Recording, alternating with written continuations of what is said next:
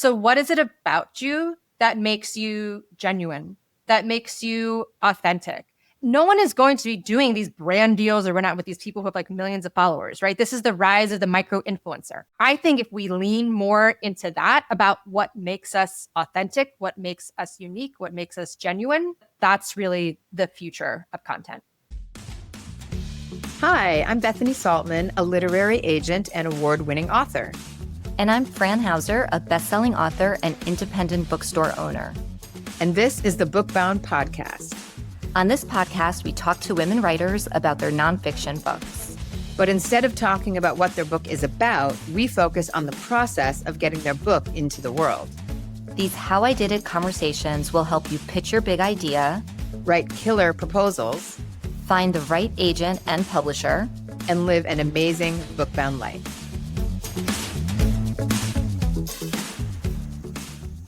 Dr. Erin Nance is a board-certified orthopedic surgeon, best-selling author, and founder of Feel Better, the first clinician-led social media app for credible, accessible health information.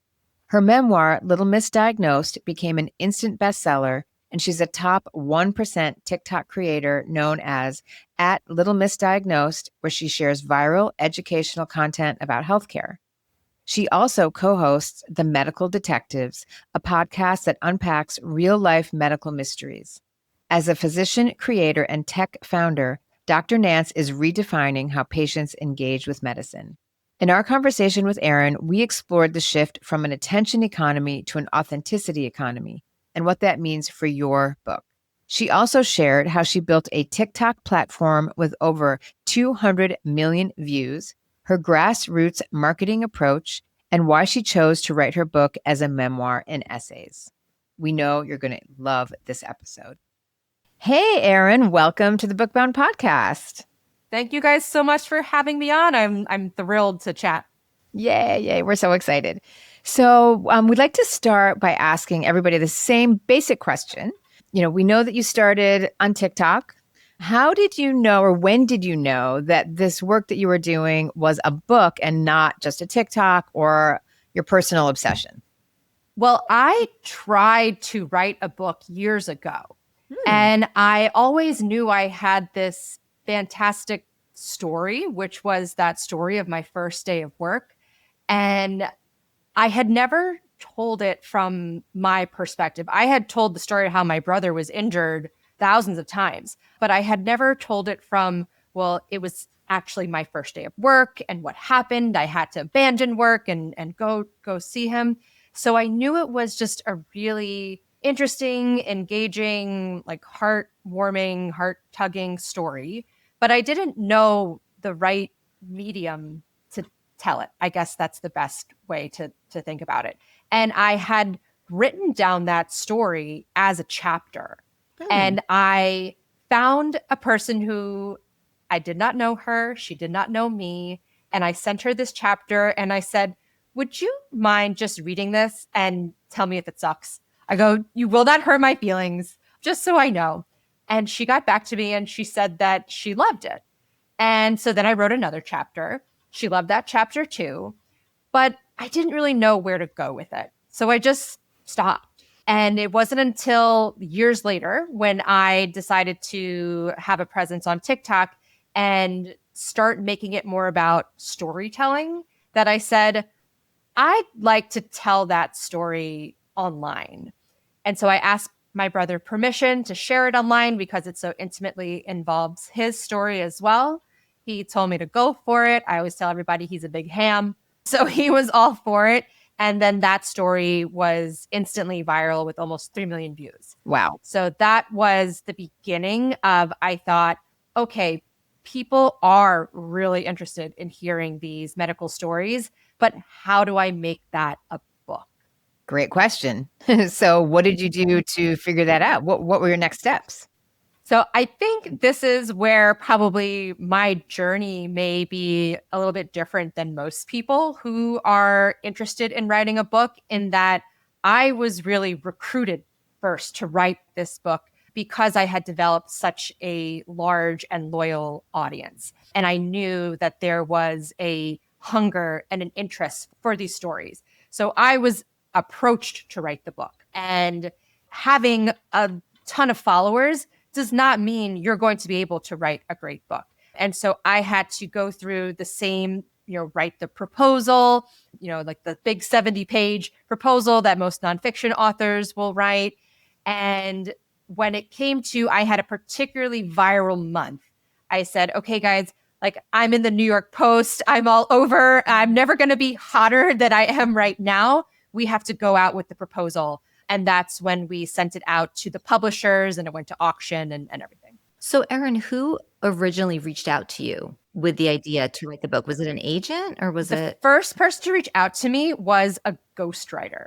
And so I got a message from a ghostwriter who said, hey, I'm a ghostwriter and I help people, write books who are either professionals, or who have, large followers. At the time, I said, if you worked in the first Trump administration and you wrote a tell-all, this ghostwriter wrote that book. So they said, I'm sure you have a lot of literary friends. I said, I do not have any literary friends, but I do have one really big literary friend. And so I asked my friend, who is Jenny Jackson, who is the author of Pineapple Street. Our kids are very close. We belong to a club together in Florida. And I just reached out to her and I said, hey, is this a thing? Like, is this a thing where like ghostwriters contact you and then they write books for you? And she said, well, yes, that does, happen, but you're a storyteller, right? You don't need a ghostwriter. You have the content. So she said, I'm going to send your TikTok channel to a few agents and we'll see what happens. And then the next day I had 3 agents contact me. And then I interviewed those 3 agents and I went with Molly Glick at CAA. Amazing. So it started with this random email that you got, I'm assuming, from this ghostwriter. Yep. Okay. So I love this. And I also love that you then did the double check where you're like, wait, I do have a friend who is an author and who knows what she's doing. So let me check with her. Yes, because I had no clue about how any of this worked. Again, I'm going back to, I wrote a couple chapters. Someone told me they thought it was good. That was it. That was like all of the background I had in publishing. Can we return to that for a second? Because I'm so curious. Who was that person that you didn't know and she didn't know you? Then if you whatever you feel like sharing, I think our listeners would be curious.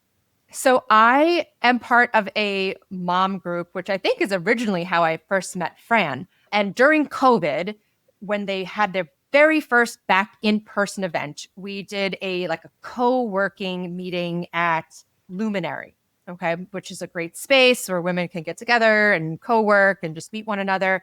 And we ran around the table and we had to say an intention out loud. I'm going to, start my bakery. I am going to be the doctor on TV. So I said, I'm going to write a book. And I said it out loud. And so after we went through this circle, I asked one of the other women in the circle, I said, hey, would you mind being my test reader for this book that I want to write? I love that. And so she wasn't a publishing person. She was just a person. No, she was just a person. That's so good. And I love that because, first of all, your intention is really important and inspiring. And secondly, I like the idea that you just put yourself out there because a lot of times people are afraid to pressure test the idea in the beginning because they're afraid they'll get, scared off or whatever. But I think it's so important to just be bold and, ask people what they think. And it really does matter what a rando thinks. You might not think it does, but it does. I mean, that is TikTok in general. Exactly. It is, you need the courage to post. Yes. And then you have to understand that it's just made up of randos. Okay. Now those randos may become your followers and your online friends, even a community support system. And you can build a relationship, but they all start off as randos. Yeah. Can you tell us a little bit about your TikTok journey? Just what that was like and how you started and what is that like? I started on social media very intentionally. So I never want to give off the sense that I just posted one day and I had 1 million, followers. That's not how it works. So up until I would say 3 years ago, I had an Instagram account that like maybe I would post a picture of my daughter's birthday or if I went out to dinner. But that was the extent of me being on social media. And I started a media company 3 years ago. I first focused on television. I made a pilot. This is all coming full circle because I just filmed a pilot with TLC on Friday. Amazing. Congratulations. Thank you. But 3 years ago, I said, I want to create a medical reality TV show that was like a game show.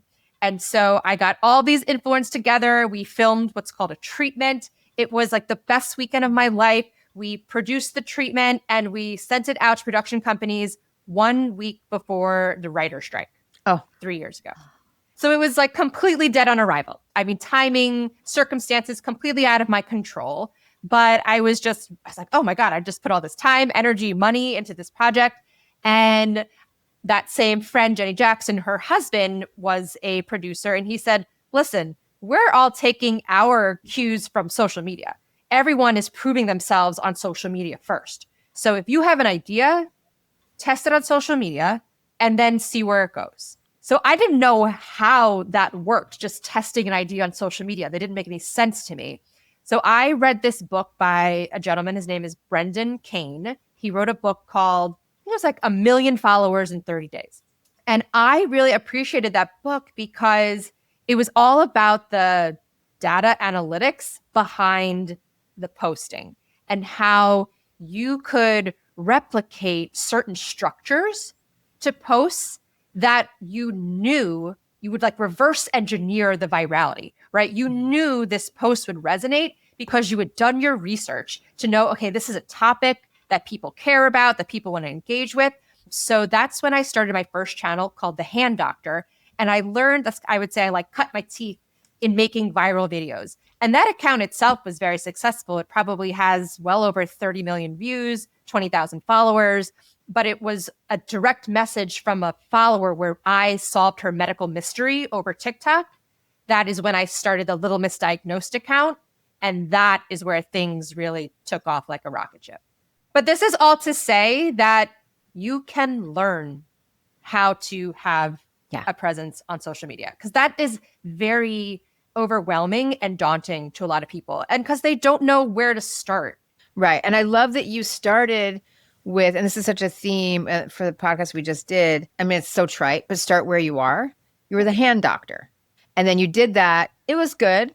And then you hit an inflection point where and you couldn't have predicted that had you not really just like gone the distance with the hand doctor and then something fresh appeared.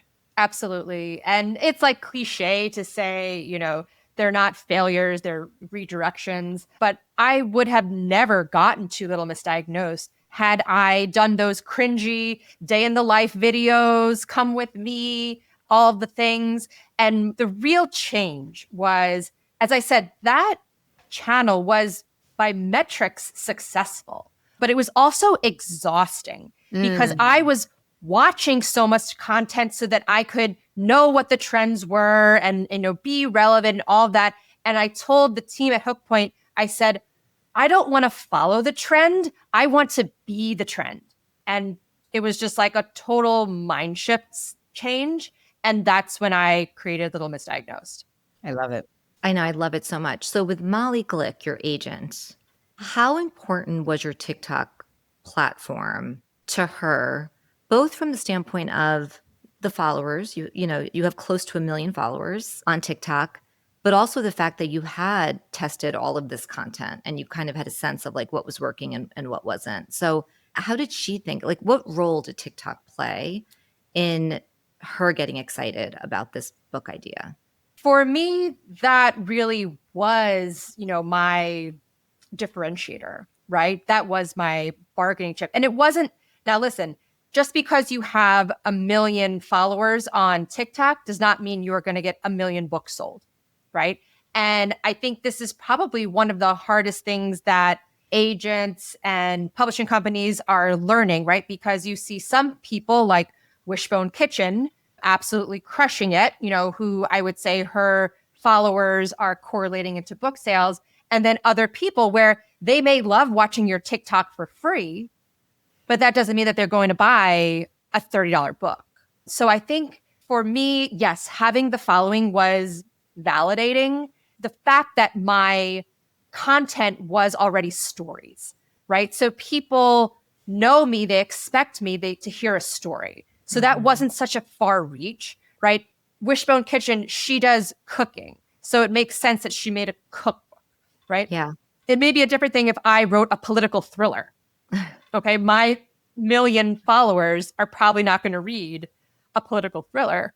But for me, the hardest part for me is just letting the people who already follow me know that I even have a book, that this book exists and that it exists for them.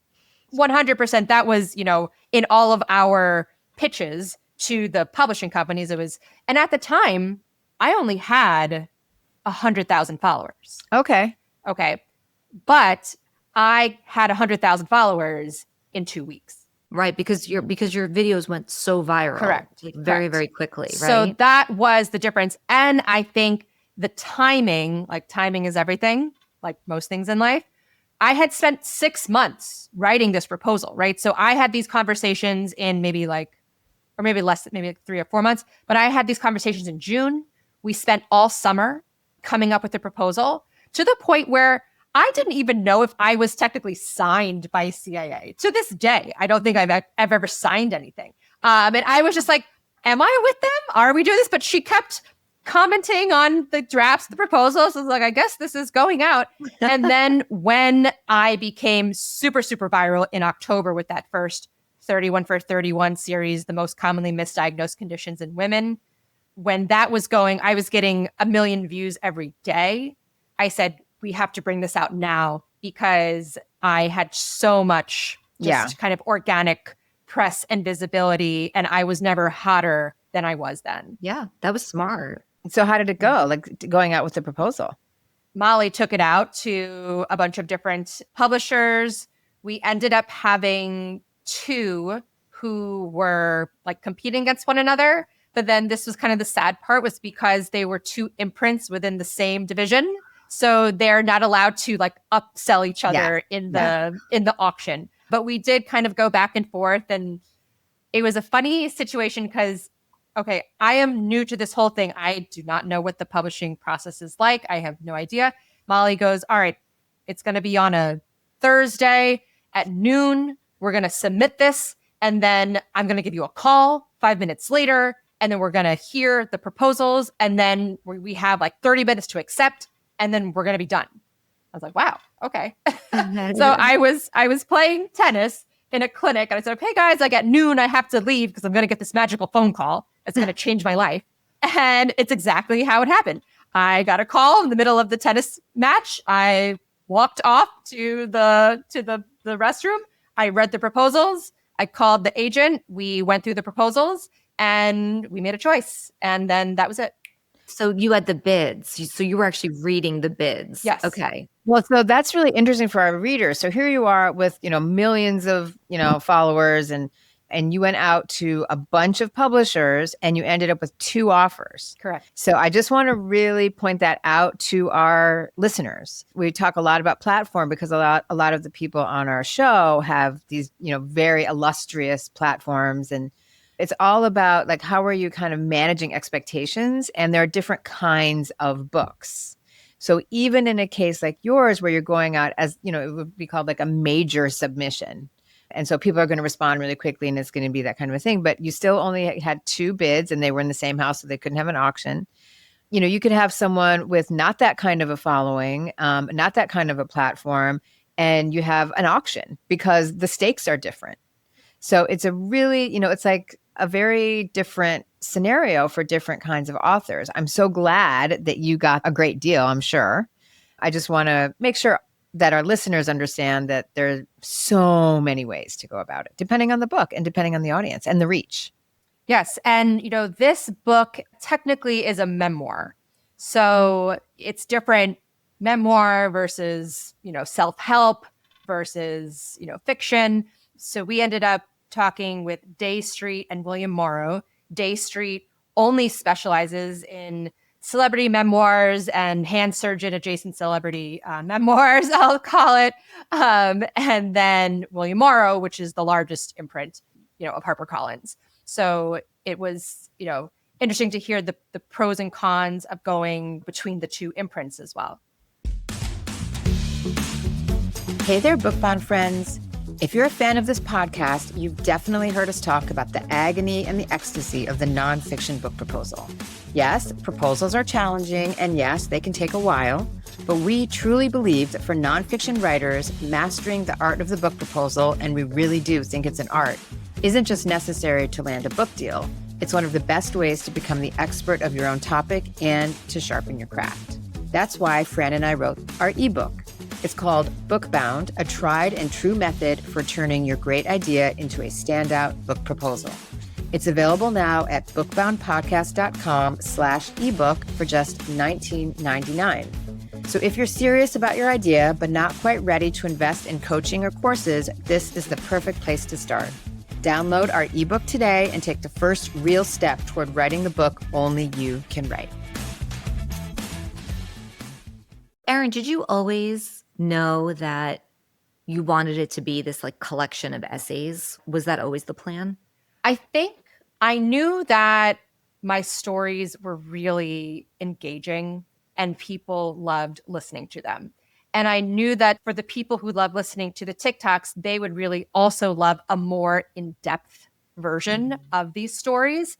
But just to have 20 stories, I don't think really would have cut it, right? So we had to build it as we're going to have this chronological arc that is the 6 years of my training, and then have it also be, I would say, like lesson-based, right? What was the point of sharing this story? And that was really the hardest part about the editing process, was before I ever wrote a word, was to decide what are the chapters going to be. As you said, I had been A/B testing stories for 2 years at this point. I knew exactly what stories were people wanted to hear. Yeah. Although, part of the contract was 50% of the material had to be new.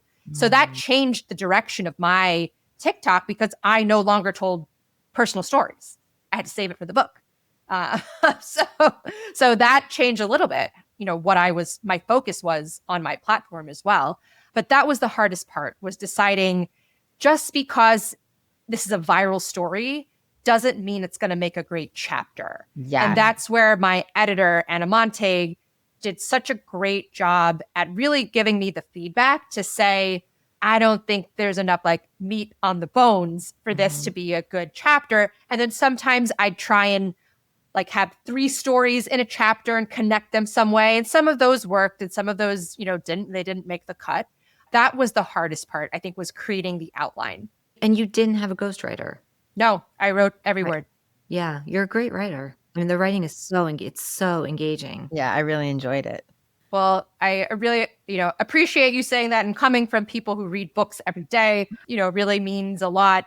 I wrote it as I say it really on my TikTok. When I'm doing my story on TikTok, I'm always imagining this story really on television. That's kind of how I always pictured these stories. And that's how I think the writing also, how I always have in mind, is that how would this look or sound on TV? Because that was also like part of my whole media. I wanted to have a television show. So that's how I wrote it, talking about how things go quickly.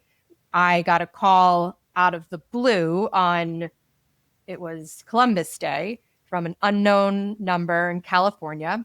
And this woman said, "You don't know me, but I'm a film agent at CIA, and I'd like to take your proposal to film." Said, "Knock your socks off. I don't know, the difference or whatnot."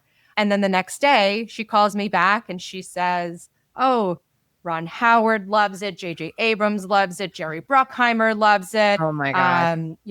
I've got the original showrunners from ER, from Friday Night Lights."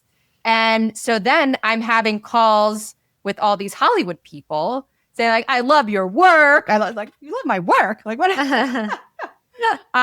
So yeah, the whole, option for film was also a complete surprise to me and kind of unknown, but that was a much longer process and an ongoing process, but was very flattering. I really had no idea where it would go. What an adventure. Seriously, it's so incredible. You're a doctor. I mean, like you're a surgeon. So how do you split your time? Like how do you think about like you're a surgeon and now you have this like media and entertainment company? Because you're doing the podcast, your TikTok, the book, now there's going to be a show. Like how do you think about that and what role does each of these two things kind of serve you in your life? Like how are they of service to you? It's a great question, and a question I get frequently about how I split my time. In the end, they are all synergistic and serving the greater purpose, which is me helping people, right? That's why I became a doctor in the first place. I have always had my own practice. The last chapter in the book talks about how I was fired before I was hired. So people know that I started my own practice for that reason. And when I first started the practice, I was like, this is great flexibility because I'm a new mom, right? And I want to be able to go to my daughter's mommy and me music class. And I want to, I don't want to be on call on Christmas. So that was, the benefit of having my own practice. Then as things progressed and my daughter was in school, I said, well, now what do I use this flexibility for? And so that's what I used it for. That's when I started the media projects. I started being the doctor on TV, talking about all the different things. Then I myself became, sick or developed an autoimmune disorder. So I had cut my practice hours even more significantly. So to this day, I still see patients 1 day a week. That is my Wednesday. Do not schedule me a call. Do not book me for anything. That is my patient day. And then I film my podcast like late at night. And then all of the other days, I have to just kind of silo my time. Okay, these are days for business calls. These are days for creating content. And to be honest, it's not about creating the time because the time exists. It's about prioritizing the time. What gets the priority? And listen, my Tuesday, 6 p.m. tennis class with my girlfriends, that is a priority. I'm not taking calls. I'm not doing industry events on Tuesday nights. I walk my daughter to school every morning. Don't book me an 8 o'clock call. I'm not doing that. I'm very strict on how I take control of my time because that was the whole point, right? To have be your own business. If you don't protect yourself, no one's going to protect it for you. Boundaries. Great advice. So actually, one question I want to ask you, this is so tactical, but I just realized this morning I was going through your book again. There are no blurbs in your book. There's no endorsements. And so I'm curious, was that an intentional decision on your part? I wouldn't necessarily say it was a decision, but Carrie Thornton, who is the head of Day Street, she just picked out this passage and she said, I love this passage so much. I think that this is more important than someone else commenting on how great this book is. This is why this book is so great. And if this doesn't say it, I don't think anyone else could say it any better. So that was the whole thing. I didn't question it. I didn't ask for blurbs or anything. She just said, this is the best part of this book. And I love it. It's about how the passage is about how the most powerful drug is hope. And it's such a beautiful passage. I love that you went in this direction. It was refreshing. It felt different. Like I looked at the back cover and I was like, I've read every single word. Yeah. Versus like the blurbs where you might just skim. Right. So I just thought it was so cool that you did this. And I wanted to bring it up with our listeners that there are different approaches, right? I know we always talk about this like cookie cutter, like this is the template, this is the model, but you can also like think differently. Yeah. Just think outside the box. I love that you did that. I think it's part of also a larger shift just where content is going, where let's say the last 5 years was about the attention economy, right? And the visibility economy and the influencer economy.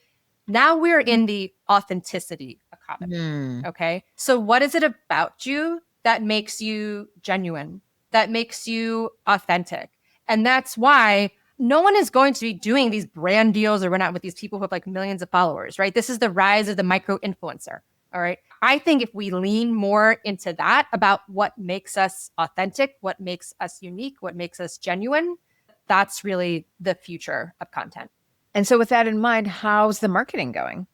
So for me, and this is something that I have heard from many authors, is that it all falls to you, right? And everything, all the work falls to you. So I knew that going into things. But even for me, it is hard. It is hard to create content, especially when my content is not about selling books or promoting books or talking about books. So I found that to be very challenging in order to get the same reach of my content when it's not my normal content. Obviously HarperCollins, they can try to do promotion, but that's not going to work. I can tell you right now, it's about what comes from you, and people want to know like why they should read this book from you or from readers. That's the most important thing, right? Yeah. That the UGC element, that's most important. So yeah, like I had a list of 50 of just people who were my followers, who we sent the book out to. They started forming their own chronic illness book club meetings. And that's, I think, really how things started to grow, because I did have one super viral video, which came from one of the chapters. And I was like, I have to pat myself on the back to be able to get a viral video about a book when that is not my normal content. But I knew what I was doing because I'm a professional, at this point, content creator. But I made a post about a patient of mine who fell from, 8 stories from a construction site, and he ran away from the ER because he was an undocumented worker and he was worried about being deported. And I told this story about how I tracked him down, and I ended up admitting him to the hospital as a John Doe so we could protect his, identity as much as we could. And this was all going on. So this happened 10 years ago, but just 3 weeks ago was when all of the riots in LA were happening. So it was very timely. It was an authentic and genuine story. It came from my book, and it wasn't about me trying to be a hero. It was about me trying to show that I'm a human, right? And I just care about my patients. So it wasn't a book promotional video, but it was from the book. It was, a true story. And that video outperformed all the 100 other videos that I made, trying to promote the book in some way. That's so good. It's from the book and it's from the heart. And I love what you're saying, that, the authenticity economy is really what it's all about. Yes. And that is applicable to everyone in any field. So what's your bottom line kind of advice for people who may not have the platform that you have going into this, but, want to take from their wisdom and their expertise and write a book? What would be the first thing they should do? Well, the first thing they should do is just start putting yourself out there.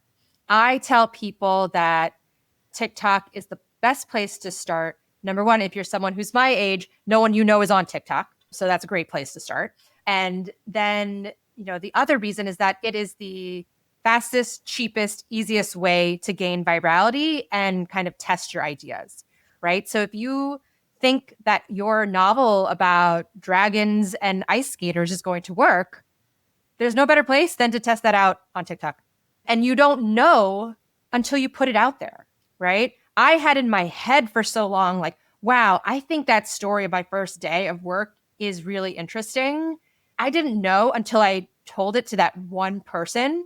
All right. I got that confirmation from one person, and I was like, wow, that was really meaningful. And to be honest, that was more meaningful than the 3 million people who watched it on TikTok. Okay. They're different forms of validation. Yeah, just get started, and it's free A/B testing, right? I mean, at the end of the day, that's what it is. You test things, you see what sticks, and you decide what you want to go deeper into. And it is also, it's interesting. I'm thinking about, with my first book, with The Myth of the Nice Girl, that was 2018 that came out. I wrote a blog post. I think it was in 2016, a blog post, because that was the thing back then. Right. It was like blogs. And that blog post, I wrote it for Forbes and it went viral. And it helped me to validate that there was a need for this book. And it's that the story about that blog post ended up opening my book proposal. So, we are really fortunate that we have these digital platforms where we can test content and we can test ideas all day long, right? Erin, I love this conversation so much. And we're so grateful to you for showing up authentically and with vulnerability and sharing what worked for you, what didn't work for you. We're so grateful. So is TikTok the best way for our listeners to connect with you? I feel like you're doing more on Instagram now too. TikTok is the best place to see me, but to engage with me, probably Instagram, because I have less followers there. I'm able to see more kind of messaging. But this is a lesson to people learn from my mistake. When I first started my TikTok, I could only have the capacity to really manage the one platform. And so I was just like killing it on TikTok. I mean, millions. I'm close to 200 million views at this point. And then I had all of my friends say, my parents love watching you. I go, your parents love watching me. Like, they're not watching me on TikTok. No, they were watching me on Facebook from all of these pirated accounts that had reached hundreds of thousands of followers. So there are accounts of me on Facebook, on YouTube, on Instagram. So they look legit. And what was going on was when I was working with my social media team and we would try and repost my videos and they would get 4 views on Instagram. And I go, how could this video be seen by 1 million people on TikTok and 4 people on Instagram? It's because people had already uploaded that video and I was in essence copying my own content. Right. So the algorithm doesn't like that. Correct. So I would say, at the minimum, you need to establish, one homogeneous channel.